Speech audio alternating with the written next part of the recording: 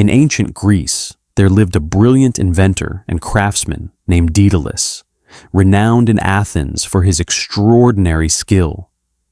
He could create wonders beyond imagination, tools like the saw, the axe, and the drill, statues so lifelike they seemed ready to move, and designs that bent nature to his will. Daedalus had a son named Icarus, whom he loved dearly. Daedalus was exiled from Athens, some say after he murdered his talented nephew Talos out of jealousy over the boy's inventions, and fled to the island of Crete.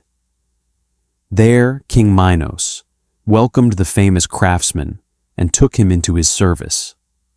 When Minos' wife, Queen Pasiphae, fell under Poseidon's curse and conceived a monstrous child with the sacred white bull, it was Daedalus who devised the solution.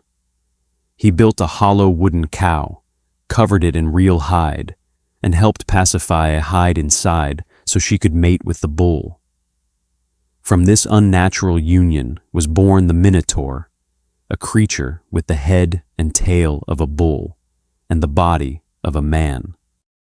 After the hero Theseus slew the minotaur and escaped with the help of Ariadne, who gave him a ball of thread to find his way out, Minos grew suspicious.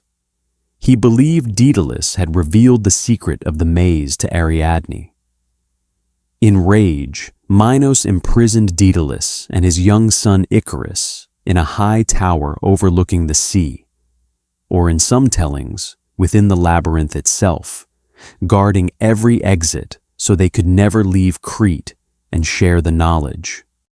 Daedalus, gazing at the endless ocean that blocked escape by land or ship, turned his inventive mind to the sky. He gathered feathers dropped by seabirds that circled the tower, collected them carefully, and began to fashion 2 pairs of wings. He arranged the feathers in rows, starting with the smallest and building to the largest, binding the middle ones with thread and fixing the lower ones with melted wax. He shaped them into gentle curves, mimicking the wings of birds, until they were light yet strong. When the wings were ready, Daedalus fastened them to his own shoulders and those of Icarus. With tears in his eyes, he embraced his son and gave him stern warnings. Fly neither too high nor too low. Keep to the middle path. Do not soar near the sun, for its heat will melt the wax and loosen the feathers. Do not dip too close to the sea, for the waves will soak the wings and weigh them down. Follow me closely, and we will escape to freedom. As the sun rose, father and son launched themselves from the tower. They glided over the fields and cliffs of Crete, the wind lifting them like true birds. At first, Icarus stayed near his father, marveling at the view below, the palace, the sea, the distant islands. But the thrill of flight filled him with joy and daring. Ignoring his father's cries, Icarus climbed higher and higher, drawn toward the blazing sun, exulting in the power of his wings. The heat grew intense.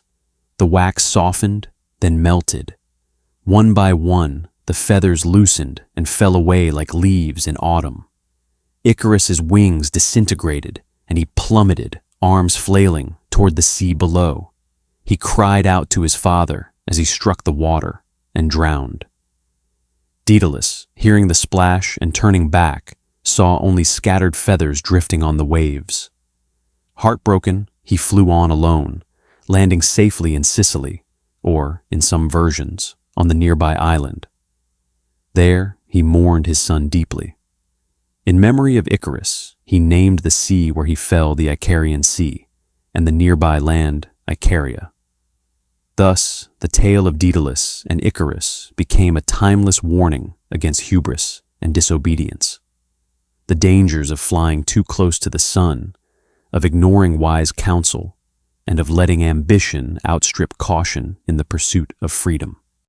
If you enjoyed this dive into myths and legends, hit that like button, Drop a comment with your favorite god or monster, share it with your fellow mythology nerds, and subscribe to Mythiclopedia so you don't miss the next epic tale.